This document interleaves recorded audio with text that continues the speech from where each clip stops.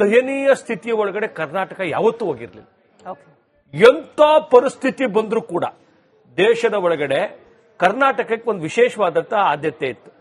ಇಲ್ಲಿಗೆ defence corridor, ಇಲ್ಲಿಗೆ education, ಅಂದ್ರೆ ಮಹಾರಾಜರಂತ ದೊಡ್ಡ ಭೂಮಿಕೆ ಹಾಕಿಕೊಟ್ಟಂತ ಈ ರಾಜ್ಯದ ಒಳಗಡೆ ಪ್ರಗತಿ ಅಂತಕ್ಕಂಥ ವಿಶ್ವೇಶ್ವರನವರು ಇಂಥವ್ರನ್ನ ಬಹಳ ದೊಡ್ಡ ಜನಗಳು ಬಹಳ ಕರ್ನಾಟಕದ ಆರ್ಥಿಕ ಸ್ಥಿತಿಯನ್ನೇ ಎತ್ಕೊಂಡು ಹೋಗುವಂತ ಕೆಲಸ ಮಾಡಿದ್ರು.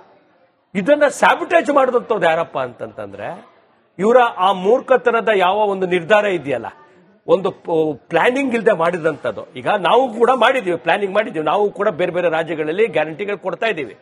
ಆದ್ರೆ ನಮ್ಮ ಗ್ಯಾರಂಟಿಗೂ ಈ ಗ್ಯಾರಂಟಿಗೂ ಏನ್ ವ್ಯತ್ಯಾಸ ಅಂತಂತಂದ್ರೆ ಹಾಸಿಗೆ ಇದ್ದಷ್ಟು ಕಾಲ್ ಚಾಚು ಅಂತ ಕನ್ನಡದ ಗಾದೆ ಇದೆ. ಇವರಲ್ಲಿ ಹಾಸಿಗೆ ಚರ್ಚೆನ ಮುಂದುವರಿಸೋಣ. ಈಗ ಸಿದ್ದರಾಮಯ್ಯ ಅವರು ಬಂದಿದ್ದಾರೆ. ಕೆಲವು ಕ್ಷಣಗಳಲ್ಲಿ ಬಜೆಟ್ ಮಂಡನೆ ಆರಂಭ ಆಗತ್ತೆ. ಸೆಷನ್ಗೆ ಎಂಟ್ರಿ ಕೊಟ್ಟಿದ್ದಾರೆ ಸಿಎಂ ಸಿದ್ದರಾಮಯ್ಯ ಅವರು. ಅವರ ಸಂಪುಟದ ಸಹೋದ್ಯೋಗಿಗಳು ಕೂಡ ಇದ್ದಾರೆ. ಇಲ್ಲಿ ಬಜೆಟ್ ಮಂಡನೆಯ ಸಂದರ್ಭದಲ್ಲಿ ಮತ್ತೇನಾದ್ರೂ ಹೈಡ್ರಾಮಾ ಆಗುತ್ತಾ? ವಿಪಕ್ಷದವರು ಅಡ್ಡಿಪಡಿಸ್ತಾರಾ? ಈ ಎಲ್ಲಾ ಪ್ರಶ್ನೆಗಳಿದೆ, ನೋಡೋಣ. ಇವತ್ತು ನಮ್ಮ ಕಾಸಿಯಾದವ್ರು ಹೇಳ್ತಾ ಒಂದು ಮಾತನ್ನ ಹೇಳಿದ್ರು. ಬಹುಶಃ ಇಷ್ಟು ತೆರಿಗೆಯನ್ನ ಬೇರೆ ಬೇರೆ ರೂಪದಲ್ಲಿ ಏರಿಸಿರುವಂತದ್ದು ಸರ್ಕಾರ ಒಂದೇ ಒಂದಕ್ಕೆ ಉಕ್ಕು ಬಿಟ್ಟಿಲ್ಲ. ಕರೆಂಟು, ನೀರು, ಹಾಲು, ಒಂದು ಒಂದು ಒಂದು ಒಂದು ಒಂದು ಭೂಮಿ, ಒಂದು ಇಂಚು ಸಾಲ ತಗೊಂಡವ್ರ ಮೇಲೆ ಹೊರೆ. ಏನಿದು ಸರ್ಕಾರ? ನಿಮ್ಮನ್ನು ಯಾರು ಕೇಳಿದ್ವಿ? ನಿಮ್ಮ ತೆವಲಿಗೆ ಗ್ಯಾರಂಟಿ ಕೊಟ್ರಿ. ನಿಮ್ಮ ತೆವಲಿಗೆ ಗ್ಯಾರಂಟಿಗಳನ್ನ ಯಾರೋ ಹೇಳಿದ್ರು ಅನ್ನೋಕ್ಕೋಸ್ಕರ ಎಲ್ಲಿ ಅದು the blue print of the world? ಇದು ಬ್ಲೂ ಪ್ರಿಂಟಾ? ಸರಿ, ನಾನು ಇದರಲ್ಲಿ FKCCI ಬಂಗೇರಾಜ್ ಸರ್ನು ಬಹಳ ಸೀನಿಯರ್ ಅವರು ಬಜೆಟ್ ವಿಚಾರದಲ್ಲಿ ಬಹಳ ಸಮಗ್ರವಾಗಿ ಒಂದು ಹೋಲಿಸ್ಟಿಕ್ ಅಪ್ರೋಚ್ ಅವ್ರಿಗಿದೆ. Bangeraj sir, how do you look at it? ಇಲ್ಲ, ಈಗಾಗಲೇ 28,000 ಕೋಟಿ ಏನೋ ಅದರಲ್ಲಿ GSTP ಬೆಳವಣಿಗೆ ಆಗಿದೆ, 32,000 ಕೋಟಿಗೆ ಹೋಗುತ್ತೆ. ನಾವು ಪೂರಕವಾಗಿ ನೋಡಿದ್ರೆ ಹೋಲ್ಸಮ್ ಅಂತಾರಾಷ್ಟ್ರೀಯ ಮಟ್ಟದಲ್ಲಿ ಮತ್ತು ಕರ್ನಾಟಕದ ಮಟ್ಟದಲ್ಲಿ ಬೆಂಗಳೂರಿನಿಂದ 3 ಮೇಜರ್ IT ಕಂಪನಿಗಳು ಬೇರೆ ಕಡೆ ಹೋಗ್ತಾ ಇದೆ. ಹೈದರಾಬಾದ್ ಹೋಗ್ತಾ ಇದೆ. ಯಾಕೆ ಹೋಗ್ತಾ ಇದೆ ಹೇಳಿ? ಯಾಕೆ ಹೋಗ್ತಾ ಇದೆ? ನೀವು ಇಲ್ಲಿಂದ ಹೊರಟು ಇನ್ನೊಂದು ಕಡೆ ಹೋಗ್ಬೇಕಾದ್ರೆ, ನಾವು ಇಲ್ಲಿಂದ ಮೈಸೂರಿಗೆ ಹೋಗ್ಬೇಕಾದ್ರೆ 1 ಗಂಟೆಯಲ್ಲಿ ಹೋಗ್ಬೋದು, 1.5 ಗಂಟೆಯಲ್ಲಿ ಹೋಗ್ಬೋದು ಅಲ್ವಾ? ಇಲ್ಲಿಂದ ನೀವು RR ನಗರದಿಂದ ಬೆಂಗಳೂರು ಸಿಟಿಗೆ ಹೋಗ್ಬೇಕಾದ್ರೆ 1 ಗಂಟೆ ಬೇಕು ಅಲ್ವಾ? ಅಂದ್ರೆ ಟ್ರಾಫಿಕ್ ಜಾಮ್. ಆಮೇಲೆ ಒಂದು ರಸ್ತೆ ಸರಿ ಇಲ್ಲ. ಬೆಂಗಳೂರಿನಲ್ಲಿ ಯಾವ್ದು ರಸ್ತೆ? ನಾನು ಮೊನ್ನೆ ತಮಿಳುನಾಡಿಗೆ ಹೋಗಿದ್ದೆ, ಇಂಟೀರಿಯರ್ ಹಳ್ಳಿಗೆ ಹೋಗಿದ್ದೆ, ಯಾವ್ದೋ ಒಂದು ಕಸ್ಟಮರ್ ಮೀಟ್ ಮಾಡಬೇಕು ಹೋಗಿದ್ದೆ. ಏನ್ ಚೆನ್ನಾಗಿದೆ ರಸ್ತೆ. ಹೈದರಾಬಾದ್ ಹೋಗಿದ್ದೇನೆ, ಚೆನ್ನಾಗಿದೆ ರಸ್ತೆ, ಚೆನ್ನಾಗಿದೆ. ತಮಿಳುನಾಡಲ್ಲಿ ರಸ್ತೆ ಚೆನ್ನಾಗಿದೆ. ನಾನು ಯಾಕೆ ಹೇಳ್ತೇನೆ ಅಂತ ಹೇಳಿದ್ರೆ, ಸರಳೀಕರಣ, ಕಾನೂನು ಸರಳೀಕರಣ ಅಂದ್ರೆ ಇದರಲ್ಲಿ ಅಡ್ಮಿನಿಸ್ಟ್ರೇಷನ್ ಅಲ್ಲಿ ಅದು ಒಂದು. ಎರಡನೇ ಏನಂತ ಹೇಳಿದ್ರೆ ಪೂರಕವಾದ ಸಬ್ಜೆಕ್ಟ್ ಹೇಳಿ ನೋಡಿ, ಹೇಗೆ ಎಕಾನಮಿ ರೀಜೆನ್ಯುವೇಟ್ ಆಗತ್ತೆ ಅಂತೇಳಿ ಗೋಲ್ಡನ್ ಕ್ವಾರ್ಟರ್ ಮಾಡಿದ್ರು, ರೋಡ್ಸ್ ಅನ್ನ ಮಾಡಿದ್ರು, ಯಾರು ವಾಜಪೇಯಿ ಅವರು ಮಾಡಿದ್ರು. ಪ್ರಧಾನಮಂತ್ರಿ ಗ್ರಾಮ್ ಸಡಕ್ ಅಂತ ಕನೆಕ್ಟಿವಿಟಿ ಶುರು ಮಾಡಿದ್ರು. ಈ ಸರ್ಕಾರ ಕಳೆದ 1 ವರ್ಷದಲ್ಲಿ 1 ಕಿಲೋಮೀಟರ್ ರಸ್ತೆ ಮಾಡಿಲ್ಲ.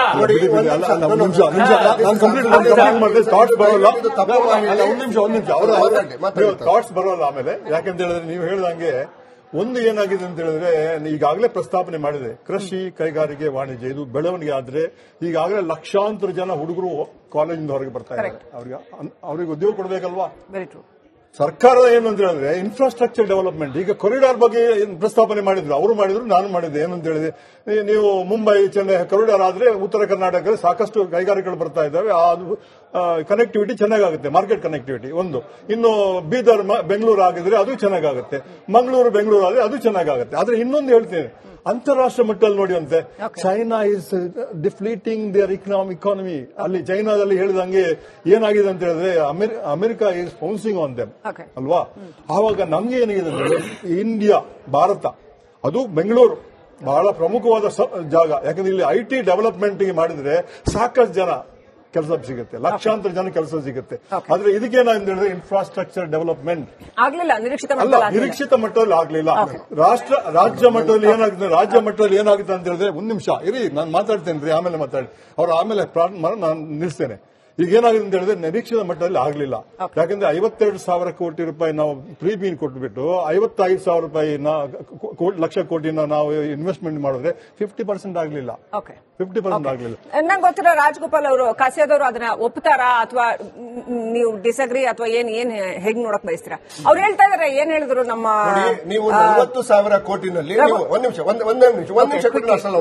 ನೋಡಿ, 40,000 ಕೋಟಿನಲ್ಲಿ ಕ್ವೀನ್ ಸಿಟಿ ಅಂತ ಮಾಡಿದ್ದೀವಿ. ವರ್ಲ್ಡ್ಸ್ ಬೆಸ್ಟ್ ಇನ್ಫ್ರಾಸ್ಟ್ರಕ್ಚರ್ ಅನ್ನು ತರ್ತಾ ಇದೀವಿ. ಅಂದ್ರೆ ನಾಟ್ MSME ನಾವು ಆಲ್ರೆಡಿ ಬೆಂಗಳೂರಲ್ಲಿ ಏನಾಗಿದೆ ಚೋಕಿಂಗ್ ಎನ್ವೈರನ್ಮೆಂಟ್ ಇದೆ ಅಂತ ಹೇಳಿ ನಾವು ವಸಂತ ನರಸಾಪುರ ಮತ್ತೆ ತುಮಕೂರಿನಲ್ಲಿ ಲಾರ್ಜೆಸ್ಟ್ ಇದನ್ನ ನಾವು MSME ಸೆಕ್ಟರ್ ನ ಕ್ಲಸ್ಟರ್ ನ ಕ್ರಿಯೇಟ್ ಮಾಡಿದ್ದೀವಿ. ಸೊ ನಾವೇನೆ ಕಮ್ಮಿ ದುಡ್ಡಿನಲ್ಲಿ ಇನ್ಫ್ರಾಸ್ಟ್ರಕ್ಚರ್ ನೀವು ಬಂದು ನೀವು ಫ್ಯಾಕ್ಟರಿಗಳನ್ನ ಸೆಟಪ್ ಮಾಡಿ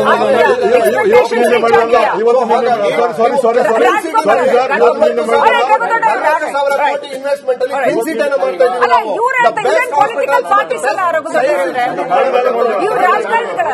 ರಾಜ್ಗೋಪಾಲ್ ಅವರು ಒಳ್ಳೆ ಪ್ರಾಜೆಕ್ಟ್ ಹೋಗ್ತೇನೆ, ಆದ್ರೆ ಅಪ್ರಿಷಿಯೇಟ್ ಮಾಡ್ತಾ ಇದ್ದೀನಿ. ರಿಯಲಿಸ್ಟಿಕ್ ಆಗಿ ಸರ್ಕಾರದೇ ಒಂದು ಆದೇಶ ಇದೆ, KEDB ಮಾಡಿದ್ರೆ ಯಾವುದೇ ಲೇಔಟ್ ಮಾಡಿದ್ರೆ 20% MSME ಮೀಸಲಿಡಬೇಕು ಅಂತ. ಕಳೆದ 10 ವರ್ಷಗಳಲ್ಲಿ KEDB ಲೇಔಟ್ಗಳಲ್ಲಿ ಒಂದೇ ಒಂದು ಲೇಔಟ್ ಅಲ್ಲಿ MSME ಮೀಸಲಿಟ್ಟಿನ ತೋರಿಸಿ. ನಾನು ರಾಜ್ಯಕ್ಕೆ ಸಿದ್ದರಾಮಯ್ಯನವರು ಕೂಡ ನನ್ನ ಬಜೆಟ್ ಮೀಟಿಂಗ್ ಅಲ್ಲಿ ಕೇಳಿದೆ, 20 ನೀವು ಕೊಡ್ತಾ ಇದ್ರೆ ನಮಗೆ ಇಲ್ಲಿ ನಮಗೆ ಬೇಕಾಗಿದ್ದು 2,000, 3,000, 5,000 ಅಡಿ ಅಷ್ಟೇ. ನಮ್ಗೆ ಎಕರೆ ಗಟ್ಟಲೆ ಜಮೀನೇ ಬೇಕಾಗಿಲ್ಲ. ನಮಗೆ ದೊಡ್ಡ ಸಾವಿರಾರು ಎಕರೆ ಕೊಟ್ಟರೆ ಇಂಡಸ್ಟ್ರಿಗಳು ಕೊಟ್ಟಿದ್ದಾರೆ. ಬಟ್ ಆದ್ರೆ ನಮಗೆ ಬಂದಿದ್ದೇನು ಸೂಕ್ಷ್ಮ ಮತ್ತು ಸಣ್ಣ ಕೈಗಾರಿಕೆಗಳು 99% ಸರ್ವೆ ನಮ್ಮ ಎಂಪ್ಲಾಯ್ಮೆಂಟ್ ಪ್ರೊವೈಡರ್ ಇರೋದು. ನಮಗೆ ಬಂದಿದ್ದೇನು ನಾವು ನಮಗೆ KSSIDC ಮೂಲಕ KEDB ನಮಗೆ ಸರ್ಕಾರದ ಆದೇಶನ ಒಂದು ಪಾಲನೆ ಮಾಡಿದ್ರೆ ಒಂದು ಸರ್ಕಾರಿ ಸಂಸ್ಥೆಗೆ ಅದು ಸರ್ಕಾರಿ ಸಂಸ್ಥೆಗೆ ಇರಬೇಕಾದು. ನಾವು ಹೆಂಗ್ ಉದ್ಧಾರ ಆಗೋದು? ನಾವು ಸಮಾಜ ಮಾರ್ಕೆಟ್ ರೇಟ್ ಅಲ್ಲಿ ಜಮೀನಲ್ಲಿ ತಗೊಳ್ಳೋದು ನಾವು. ಎಸ್ ಸರ್, ಮಾತಾಡೋಣ. ಆ ದಯನೀಯ ಸ್ಥಿತಿಯ ಒಳಗಡೆ ಕರ್ನಾಟಕ ಯಾವತ್ತೂ ಹೋಗಿರ್ಲಿಲ್ಲ. ಎಂತ ಪರಿಸ್ಥಿತಿ ಬಂದರೂ ಕೂಡ ದೇಶದ ಒಳಗಡೆ ಕರ್ನಾಟಕಕ್ಕೆ ಒಂದು ವಿಶೇಷವಾದಂತಹ ಆದ್ಯತೆ ಇತ್ತು. ಇಲ್ಲಿಗೆ ಡಿಫೆನ್ಸ್ ಕಾರಿಡಾರು, ಇಲ್ಲಿಗೆ ಎಜುಕೇಶನ್, ಅಂದ್ರೆ ಮಹಾರಾಜರಂತ ದೊಡ್ಡ ಭೂಮಿಕೆ ಹಾಕಿಕೊಟ್ಟಂತ ಈ ರಾಜ್ಯದ ಒಳಗಡೆ ಪ್ರಗತಿ ಅಂತಕ್ಕಂಥ ವಿಶ್ವೇಶ್ವರನವರು ಇಂಥವ್ರನ್ನ ಬಹಳ ದೊಡ್ಡ ಜನಗಳು ಬಹಳ ಕರ್ನಾಟಕದ ಆರ್ಥಿಕ ಸ್ಥಿತಿಯನ್ನೇ ಎತ್ಕೊಂಡು ಹೋಗುವಂತ ಕೆಲಸ ಮಾಡಿದ್ರು. ಇದನ್ನ ಸ್ಯಾಬಿಟೇಜ್ ಮಾಡಿದಂಥದ್ದು ಯಾರಪ್ಪ ಅಂತಂತಂದ್ರೆ ಇವರ ಆ ಮೂರ್ಖತನದ ಯಾವ ಒಂದು ನಿರ್ಧಾರ ಇದೆಯಲ್ಲ, ಒಂದು ಪ್ಲಾನಿಂಗ್ ಇಲ್ಲದೆ ಮಾಡಿದಂಥದ್ದು. ಈಗ ನಾವು ಕೂಡ ಮಾಡಿದೀವಿ, ಪ್ಲಾನಿಂಗ್ ಮಾಡಿದೀವಿ, ನಾವು ಕೂಡ ಬೇರೆ ಬೇರೆ ರಾಜ್ಯಗಳಲ್ಲಿ ಗ್ಯಾರಂಟಿಗಳು ಕೊಡ್ತಾ ಇದ್ದೀವಿ. ಆದ್ರೆ ನಮ್ಮ ಗ್ಯಾರಂಟಿಗೂ ಈ ಗ್ಯಾರಂಟಿಗೂ ಏನ್ ವ್ಯತ್ಯಾಸ ಅಂತಂತಂದ್ರೆ ಹಾಸಿಗೆ ಇದ್ದಷ್ಟು ಕಾಲ್ ಚಾಚು ಅಂತ ಕನ್ನಡದ ಗಾದೆ ಇದೆ. ಇವರಲ್ಲಿ ಹಾಸಿಗೆ ಚರ್ಚೆನ ಮುಂದುವರಿಸೋಣ. ಈಗ ಸಿದ್ದರಾಮಯ್ಯ ಅವರು ಬಂದಿದ್ದಾರೆ. ಕೆಲವು ಕ್ಷಣಗಳಲ್ಲಿ ಬಜೆಟ್ ಮಂಡನೆ ಆರಂಭ ಆಗತ್ತೆ. ಸೆಷನ್ಗೆ ಎಂಟ್ರಿ ಕೊಟ್ಟಿದ್ದಾರೆ ಸಿಎಂ ಸಿದ್ದರಾಮಯ್ಯ ಅವರು. ಅವರ ಸಂಪುಟದ ಸಹೋದ್ಯೋಗಿಗಳು ಕೂಡ ಇದ್ದಾರೆ. ಇಲ್ಲಿ ಬಜೆಟ್ ಮಂಡನೆಯ ಸಂದರ್ಭದಲ್ಲಿ ಮತ್ತೇನಾದ್ರೂ ಹೈಡ್ರಾಮಾ ಆಗುತ್ತಾ? ವಿಪಕ್ಷದವರು ಅಡ್ಡಿಪಡಿಸ್ತಾರಾ? ಈ ಎಲ್ಲಾ ಪ್ರಶ್ನೆಗಳಿದೆ, ನೋಡೋಣ. ಇವತ್ತು ನಮ್ಮ ಕಾಸಿಯಾದವ್ರು ಹೇಳ್ತಾ ಒಂದು ಮಾತನ್ನ ಹೇಳಿದ್ರು, ಬಹುಶಃ ಇಷ್ಟು ತೆರಿಗೆಯನ್ನ ಬೇರೆ ಬೇರೆ ರೂಪದಲ್ಲಿ ಏರಿಸಿರುವಂತದ್ದು ಸರ್ಕಾರ ಒಂದೇ ಒಂದಕ್ಕೆ ಉಕ್ಕು ಬಿಟ್ಟಿಲ್ಲ.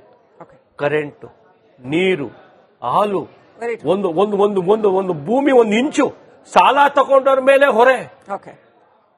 ಏನಿದು ಸರ್ಕಾರ? ನಿಮ್ಮನ್ನು ಯಾರು ಕೇಳಿದ್ವಿ? ನಿಮ್ಮ ತೆವಲಿಗೆ ಗ್ಯಾರಂಟಿ ಕೊಟ್ರಿ.